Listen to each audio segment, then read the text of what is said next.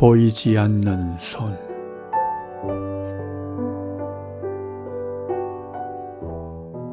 뿌리 뽑힌 인생, 던져진 존재라 부른다. 우연한 존재라 부른다. 삶의 방향이 없다.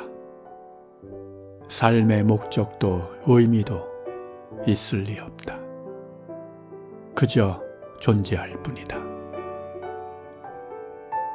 뽑히고 잘린 채 던져지고 떠밀렸다. 여기가 어딘지, 또 어디로 갈 건지. 소망은 하나, 보이지 않는 손. 그분의 손길이 필요하다.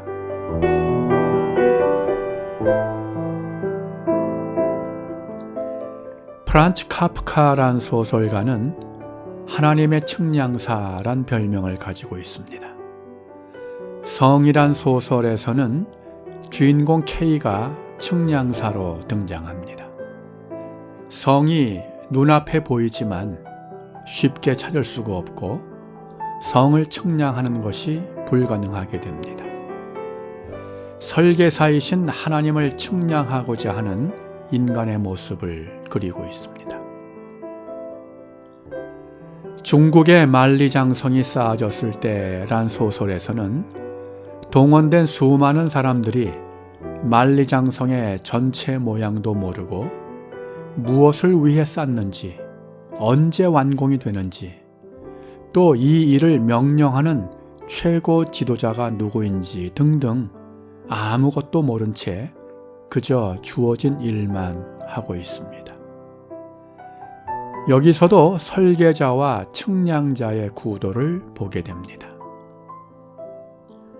심판이란 소설에서 역시 주인공이 재판정에 재판을 받으러 나오지만 왜 재판을 받는지 이유를 모른 채 재판을 받습니다.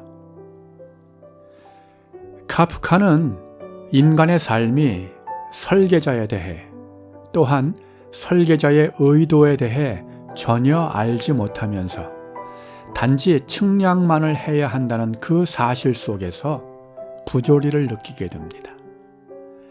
그래서 인간을 그저 뿌리 없이 던져진 존재, 우연한 존재로 인식하게 됩니다.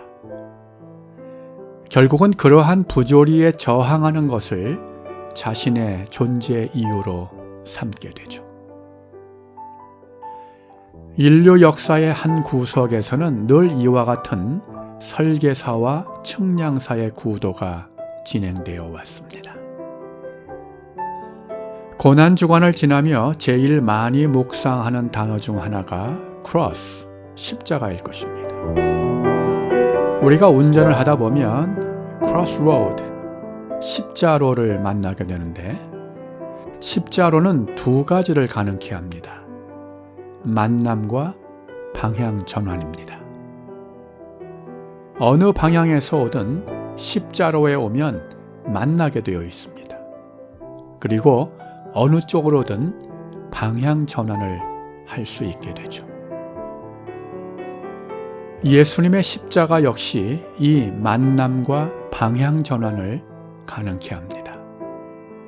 십자가를 통해 죄인 스스로는 결코 만날 수 없는 하나님을 만나게 됩니다. 그리고 인생의 방향을 근본적으로 바꾸게 되죠. 예수님의 십자가를 통해 하나님을 만난 사람은 더 이상 던져진 존재나 우연한 존재가 아니라 사도 바울처럼 불림받은 자란 고백을 하게 되는 것입니다.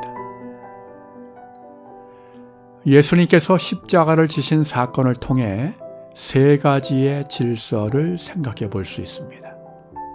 첫째는 힘의 질서입니다. 모든 것이 힘에 의해 움직여지는 가장 원시적인 질서를 말합니다. 둘째는 법의 질서입니다. 모든 것이 정해진 법에 따라 판단되고 결정되는 질서를 말하죠. 마지막 세 번째가 사랑의 질서입니다. 힘도 법도 아닌 사랑이 동기가 되는 질서를 말합니다. 예수님이 십자가를 지신 것은 하나님의 힘에 굴복한 사건이 아닙니다. 혹은 단순히 하나님이 정하신 법을 지키기 위한 순종도 아니었습니다. 그것은 철저히 사랑이 동기가 되어 이루어진 것이죠. 성경은 증거합니다. 하나님이 세상을 이처럼 사랑하사.